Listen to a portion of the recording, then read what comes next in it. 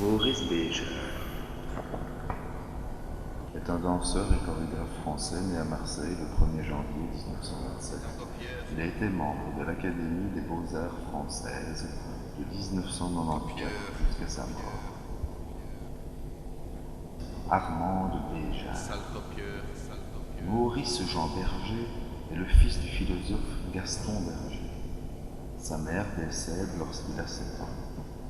Il prend alors des cours de danse pour se fortifier. Il fait parallèlement ses études secondaires et universitaires et obtient une licence de philosophie. Fasciné par un récital de Serge Liffard, il décide de se consacrer entièrement à la danse. Il entre à 14 ans à l'Opéra de Paris et suit les cours de Lyubov et Goropa et se forme auprès des danseuses Janine Chara et Yvette Chauviré, puis avec Roland Petit à partir de 1948. En 1951, il collabore avec Birgit Cullberg et crée son premier ballet, L'Inconnu, à Stockholm, puis L'Oiseau de feu. En 1955, il crée Symphonie pour un homme seul sur une musique de Pierre Henry et Pierre Schaeffer, avec sa première compagne fondée en 1953, les Ballets de l'Étoile, qui lui vaut les honneurs de la presse et du public. En 1955, il crée Symphonie pour un homme seul, sur une musique de Pierre Henry et Pierre Schaeffer, avec sa première compagnie fondée en 1953, les Ballets de l'Étoile, qui lui vaut les honneurs de la presse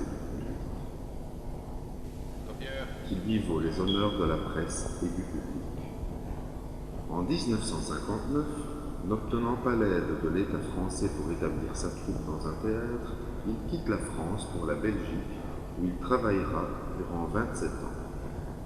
À la demande de Maurice Huysmans, alors directeur du Théâtre Royal de la Monnaie, il crée en 1959 à Bruxelles sa plus fameuse chorégraphie, le Sacre du Printemps.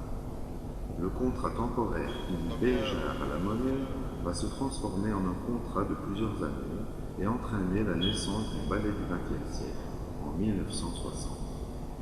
Béjart va parcourir le monde entier avec celui-ci et initier un vaste public de néophytes à la danse moderne. L'année même de la création de la compagnie, Béjart monte avec la danseuse Duška Sifnios le boléro de Maurice Ravel, qui devient une de ses chorégraphies emblématiques. Après Tania Barry, Suzanne Farrell, Luba Dobrievich, après Tania Barry, Suzanne Farrell, Luba Dobrievich, Anouchka Batkin, Angèle Albrecht, Sona Knirk, Georges Donne reprendra le rôle qui sera alors lancé.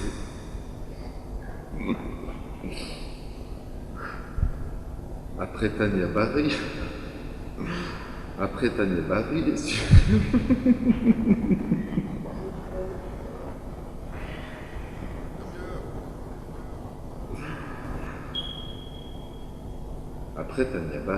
Suzanne Farrell, Luba Dobrievich, Anouchka Batkin, Angèle Albrecht, Sona Knirk, Georges Donne reprendra le rôle qui sera alors dansé indifféremment par un homme ou par une femme.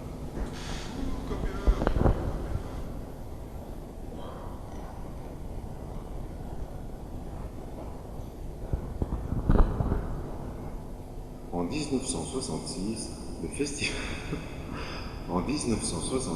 Festival d'Avignon s'ouvre à la danse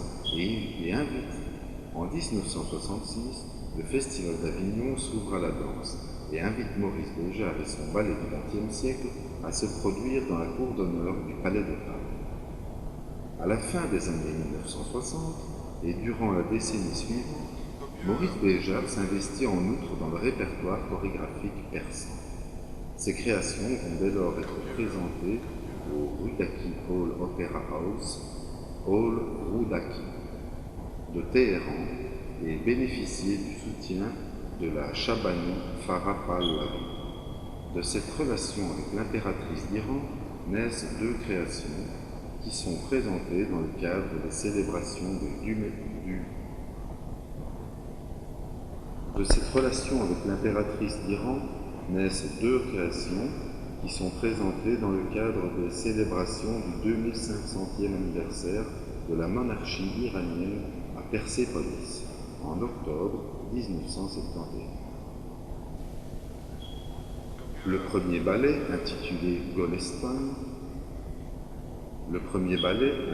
Golestan, la roseraie, s'inspire du chef-d'œuvre de Saad, tandis que le second est un hommage à la Shabana, Farid. Pour la circonstance, l'artiste français travaille avec des musiciens iraniens, Nur Ali Ruman, Nourdin Razavi Savdestan et Dariush Talay. Influencé par son expérience iranienne, il se rapproche de l'islam chiite, suite à sa rencontre avec Ostad Elahi, et se convertit à cette religion en 1973. Bien qu'il déclarera en 2010, et se convertit à cette religion en 1973. Bien qu'il déclarera en 2006, se convertir est un verbe qui ne me convient pas. Maurice Béjart reconnaît que cette expérience a joué un rôle déterminant dans sa carrière, tant d'un point de vue artistique que spirituel. En 1987, au terme d'un conflit ouvert avec le directeur de la Monnaie, Gérard Mortier, Béjart, en pleine tournée à Leningrad, décide de ne plus revenir en Belgique. Peu de temps après, la fondation Philip Morris, établie à Lausanne, lui propose de venir s'installer en Suisse. Béjart dissout alors le ballet du XXe siècle et fonde 6 semaines plus tard à Lausanne une nouvelle compagnie, le Béjart Ballet Lausanne. Tant au ballet du XXe siècle qu'à Lausanne, Béjart accueille des danseurs de haut niveau, de toute nationalité. S'attachant à réhabiliter la danse masculine, il exige de ses interprètes une parfaite maîtrise de la danse académique et une grande faculté d'adaptation au courant néoclassique. Adepte d'un spectacle total, il mêle les univers musicaux, lyriques, théâtraux et chorégraphiques, mettant en valeur les qualités individuelles de ses solistes, tout en étant très exigeant pour les mouvements d'ensemble. Les thématiques qu'il aborde sont souvent universelles et il n'hésite pas à mettre en scène les grandes questions de l'actualité, comme le sida ou l'écologie. En 1998, il est condamné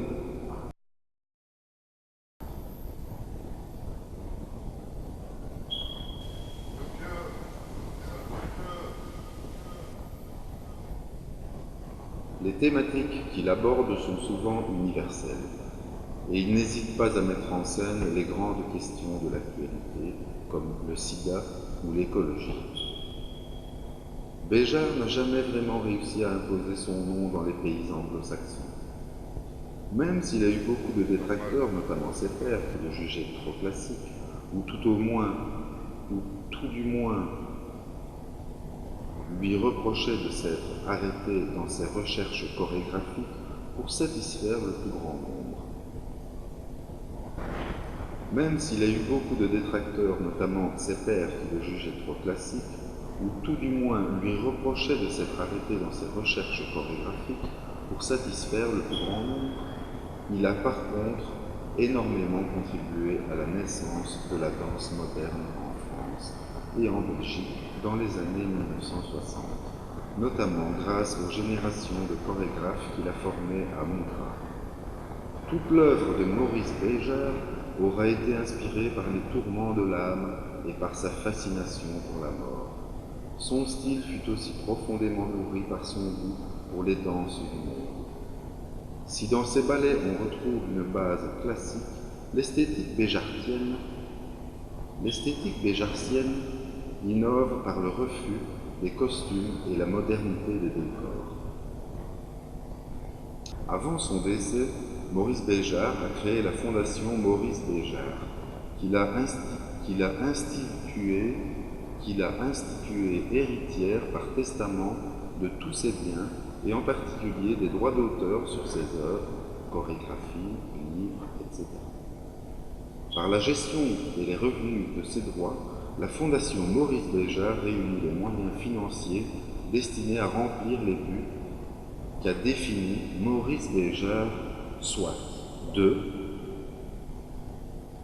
Par la gestion et les revenus de ces droits, la Fondation Maurice Béjart réunit les moyens financiers destinés à remplir les buts qu'a définis Maurice Béjart, soit de contribuer financièrement à la formation de danseurs peu fortunés dans des écoles professionnelles de danse et de ballet, soutenir financièrement des artistes des milieux de la danse ou du ballet tombés dans le besoin, de contribuer financièrement à des productions dans le domaine du ballet et de la danse, soutenir des compagnies de danse et de financer des projets de recherche médicale au profit d'hôpitaux et universités dont les travaux pourraient concerner particulièrement les danseurs.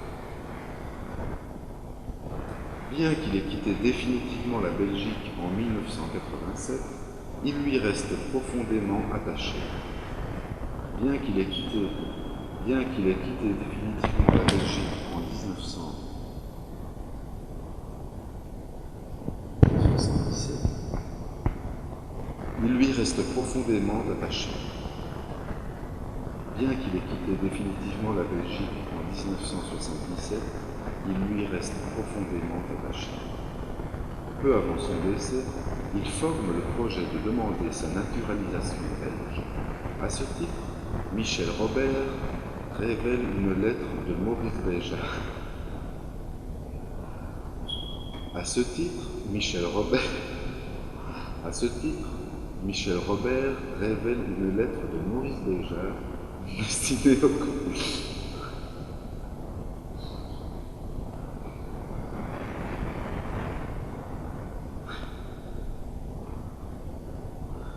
À ce titre, Michel Robert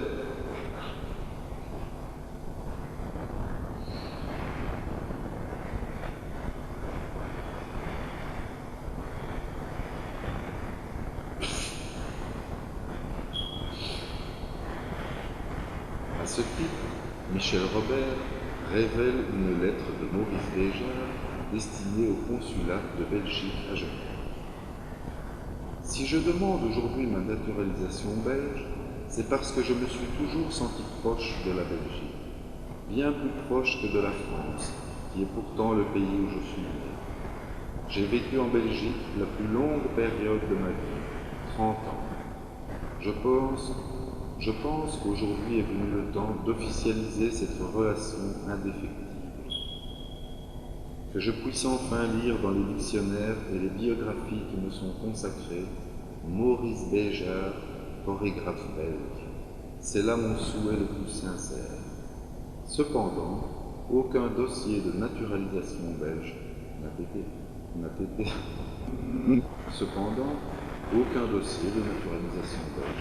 instruit. Maurice Béjart a connu la nationalité suisse en janvier 2007. En raison du titre de bourgeois, citoyen d'honneur de la ville de Lausanne, précédemment octroyé, son dossier ne nécessitait plus que l'aval de la Confédération et du canton de Vaud.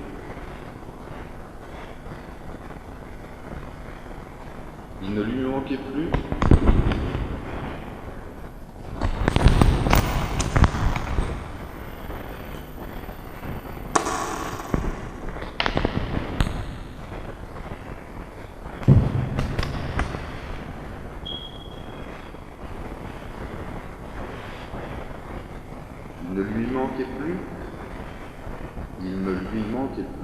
que la prestation de serment devant le gouvernement du canton de Vaud, différée à 2 reprises, en raison de la mauvaise santé du chorégraphe.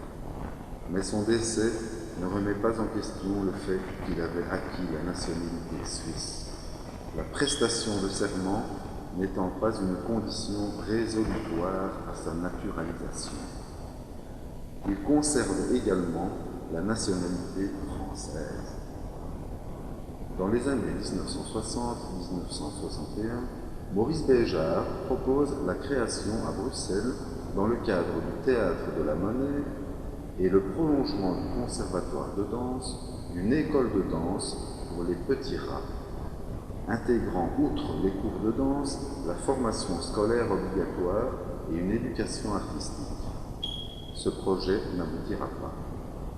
Plusieurs années plus tard, des options de danse sont ajoutées à l'enseignement scolaire traditionnel, ce qui a donné les humanités chorégraphiques.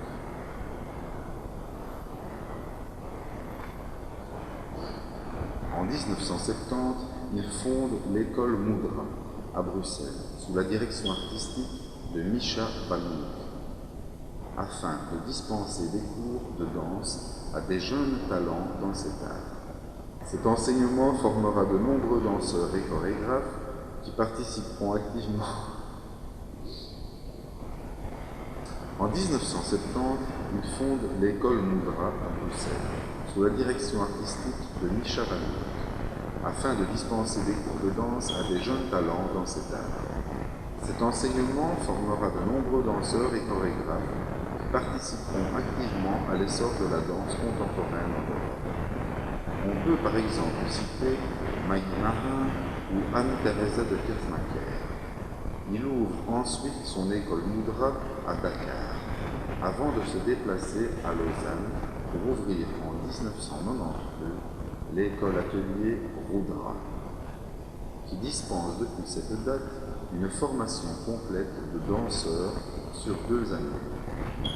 Elle est une des écoles les plus prestigieuses dans le milieu de la danse classique et contemporaine. Chorégraphe très impliqué dans le milieu de la danse, il parcourt le monde entier avec sa compagnie.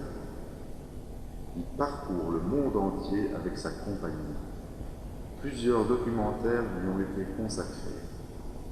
Malade depuis plusieurs années, il est hospitalisé à l'hôpital universitaire de Lausanne en novembre 2007 pour des affections cardiaques et rénales. Malgré tout, il suit les répétitions de son dernier spectacle, Le Tour du monde en 80 minutes, spectacle dont il ne verra pas la première.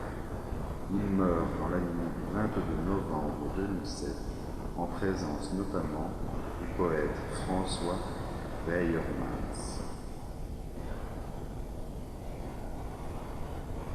Il meurt dans la nuit du 22 novembre 2007, en présence notamment du poète François Weyermanns. Incinéré, ses cendres seront dispersées à sa demande sur les plages d'Ostende, en Belgique, son pays d'adoption.